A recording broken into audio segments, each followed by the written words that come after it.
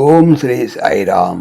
పోతన భాగవతము ప్రథమ స్కంధం పద్యాలు తెలుసుకుందాం. సాయిరామ్.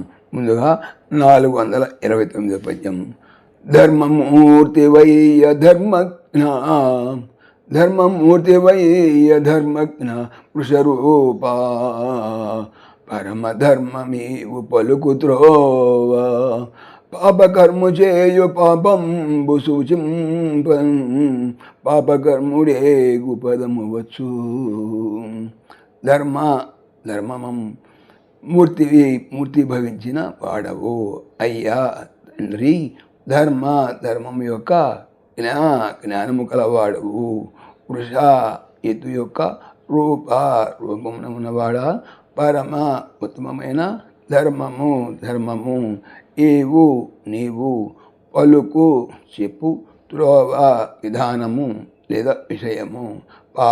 పాపమును కర్ము చేయువాడు అనగా పాపి అంటాం. చేయు పాపమును సూచింపన్ తెలియజేయగా పాప కర్మం చేయువాడు పాపి అన్నమాట. ఏగు వెళ్ళు. పదము లోకము. వచ్చున్ కలుగును. భావము. వృషభ రూపంలో ఉన్న ధర్మదేవా, నీవు ధర్మమూర్తివి, ధర్మగుణుడవు. నీ పలుకుల తీరు పరమధర్మంగా ఉంది. పాపకర్మలు చేసేవాని పాపాన్ని ప్రకటించేవారు ఆ పాపి పువ్వు లోకానికి పోతారు. తర్వాత 430 వచనం.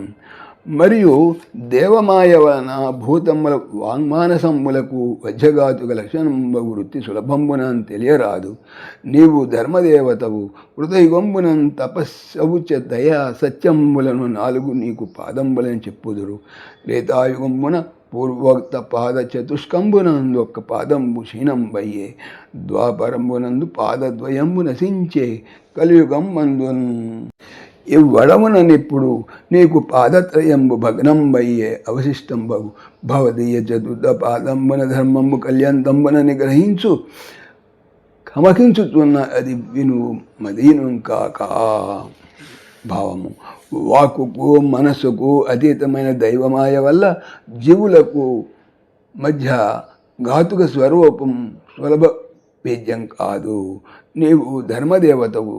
కృతయుగంలో నీకు తపం, శౌచం, దయ, సత్యం అనే 4 పాదాలు ఉండేవని చెప్తారు. త్రేతాయుగంలో ఆ 4 పాదాల్లో 1 పాదం భగ్నమైంది. ద్వాపర యుగం రాగానే 2 పాదాలు లోపించాయి. అప్పుడు కలియుగంలో 3 పాదాలు లుప్తమైపోయి సత్యం అనే 1 పాదం మాత్రం మిగిలి ఉంది. ఆ పాదాన్ని కూడా కలియుగాంతంలో అధర్మం ఆక్రమించి భగ్నం చేయాలని కాచుకొని ఉంది. ఇదిగో ఇటు చూడు. సాయిరా. పవిత్రమైనటువంటి భాగవతం చెప్పేది ఏమిటి? బాగా అవుతాము అనే. ఓం దాశరథాయ విద్మహే సీతావల్లభాయ ధీమహి తన్న రామ ప్రచోదయాత్. సర్వం శ్రీ రామార్పణమస్తు. జై శ్రీరామ్. జై శ్రీరామ్. ఆత్మీయులకు మనవి, ఈ ఛానల్తో పాటుగా అనంత మహిమల శ్రీ సత్యసాయి అనే ఛానల్ మరియు లెర్న్ భగవద్గీత లైవ్ గీత అనే భగవద్గీత ఛానల్ను స్వామి నా చేత చేయించున్నారని మనవి చేస్తున్నాను. వీటికి సంబంధించిన లింక్స్ డిస్క్రిప్షన్లో చూడవచ్చు. సాయిరామ్.